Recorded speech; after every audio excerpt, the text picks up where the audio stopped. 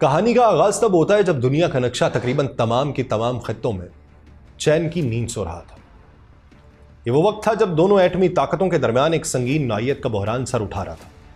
ایک طرف بھارت کے دل میں جلن بھی تھی اور دماغ میں سازشی پروپیگنڈا بھی، دوسری طرف پاکستان تھا تحمل مزاجی سے بیٹھا ہوا۔ دونوں ممالک کے سرحدوں پہ تناؤ بڑھ چکا ہے، مسلح افواج ایک دوسرے کی کارروائیوں پہ گہری نظر رکھے ہوئے ہیں، لیکن بھارت ایک جھٹکا محسوس کرے گا۔ بھارتی سرکار جو ہمیشہ اپنی طاقت کا مظاہرہ کرنے کے لیے تیز رفتار حملوں اور اپنی فوجی طاقت کے بل پر خود کو بزدلی سے محفوظ سمجھتی ہے، آج اپنے غرور میں اتنا آگے بڑھ چکی ہے کہ وہ ایک جنگ کی دہلیز پہ کھڑی ہے۔ دنیا کے مروجہ اصولوں کو نظر انداز کرتے ہوئے بھارت یک طرفہ طور پہ اقدامات اٹھا رہا ہے اور پاکستان کے پانی کو بند کر دیا۔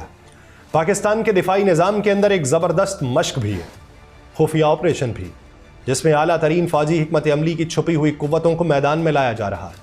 پاکستان کی مسلح افواج اس بات سے بخوبی آگاہ ہیں کہ بھارت کا کوئی بھی حملہ جو خطے کی سرحدوں کو پار کرنے کی کوشش کرے گا اس کا نتیجہ سنگین ہوگا، اور یہی وہ وقت ہے جب بھارت کے لیے پاکستان کی دفاعی حکمت عملی کا آغاز ہو چکا ہے، جو بھارت کے لیے حملے کی صورت میں تباہ کن ثابت ہونے والی ہے۔ پاکستان کے فوجی کمانڈرز کے درمیان خاموش مگر پرعزم فیصلہ ہو چکا ہے، کسی بھی جارحیت کے جواب میں پاکستان بھرپور طاقت سے جواب دے گا۔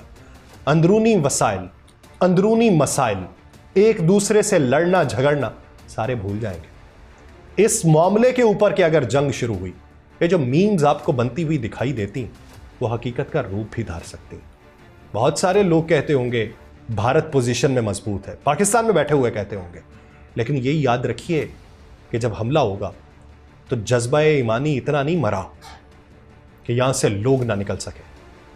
بھارت کے پاس چند گھنٹوں کے اندر ہی اس سوال کا جواب موصول ہو چکا تھا۔ کیا وہ کسی ایسی جنگ کا آغاز کرے گا جو اس کا نتیجہ اس کے لیے کہیں زیادہ سنگین ثابت ہو؟ بھارت کے وزیر دفاع اور اس کے حکومتی مشیر یہ فیصلہ لینے میں متذبذب ہیں۔ پاکستانی دفاعی تیاریاں اور طاقتور فوج کے قدموں کی آواز بھارت کے لیے خوفناک وارننگ بھی ہے۔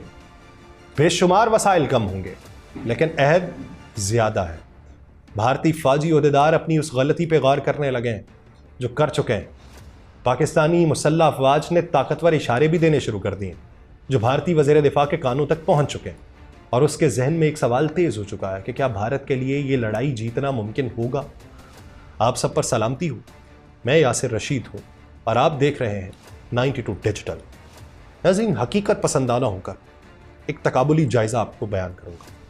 اگر بھارت اور پاکستان کے درمیان مکمل جنگ چھڑ جائے تو بھارت کے لیے سب سے بڑا اسٹریٹجک خطرہ کیا ہوگا؟